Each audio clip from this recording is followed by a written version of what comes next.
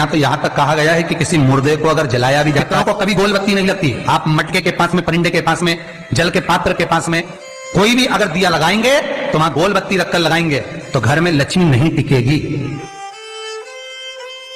कई लोग कहते हैं कि परिंदे के पास, मटके के पास में, पानी के स्रोत के पास में जहां जल भरते हैं, हंडा रखते हैं, टंकी रखते हैं, वहां पर मटके के पास बत्ती लगाओ, दिया लगाओ, पितर शांत रहेंगे। तो पितरों को शांत करो, मना नहीं है, पर दिया लगाने का नियम है कि पितरों को अगर आप दिया लगा रही हो मटके के पास, परिंदे के पास, या अमावस्या के दिन पितरों के लिए अगर दीप लगा रही हो तो गोल बत्ती अगर लगाओगी तो कार्य कभी सफल नहीं होगा।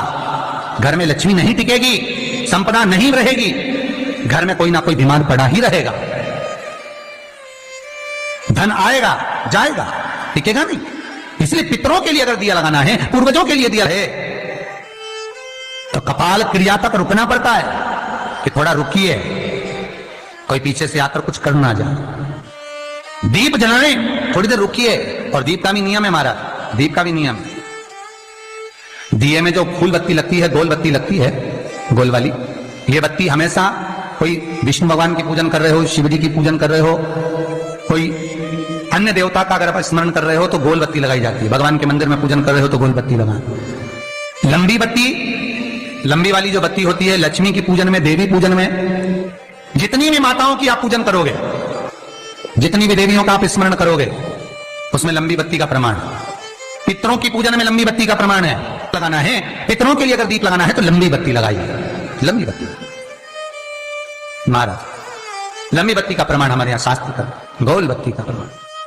और सुंदर चरित्र कहा, यदि आपके जीवन में बहुत ज्यादा लक्ष्मी से तकलीफ है, कष्ट बहुत ज्यादा है, या संबंध खराब हो रहे हैं, बहू और बेटों के संबंध खराब हो रहे हैं, अदालत में बात चली गई कि लड़की और लड़के का तलाक होने वाला है, बहू अपने घर जाकर बैठ गई, आने को तैयार नहीं है, जमाई अपने घर रह गया, लड़की को लाने को तैयार नहीं है, सास बहू में आपस में तनमन चल रही है, प्रेम बिल्कुल नहीं है, या लक्ष्मी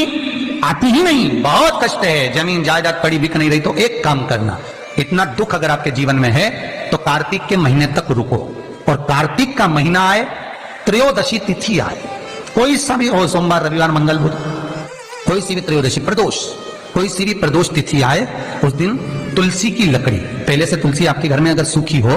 तुलसी सूख गई हो तो उसकी जो लकड़ी होती है, उस लकड़ी का 7 लकड़ी का बंडल बनाकर दीप बना लो। लकड़ी का दीप मतलब लकड़ी, पतली पतली डालियों को लेकर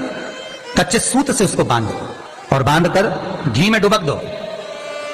कार्तिक के महीने में शुक्ल पक्ष की त्रयोदशी तिथि जब आए, प्रदोष का जब व्रत आए, उस दिन भगवान के मंदिर में, शिव मंदिर में नहीं, भगवान किसी भी देवता के मंदिर में, विष्णु के मंदिर में, नारायण के मंदिर में, कृष्ण मंदिर में, राम मंदिर में, किसी भी मंदिर में, मंदिर ना हो तो अपने घर के मंदिर में शाम के समय पर उस तुलसी की लकड़ी का दीप, दिया भरकर उसमें घी डालकर जो दीप प्रकट कर देता है, जला देता है, दीप को प्रज्वलित कर देता है, उसके घर में कभी संपदा की कमी नहीं होती। महाराज विष्णु पुराण में स्पष्ट लिखा है।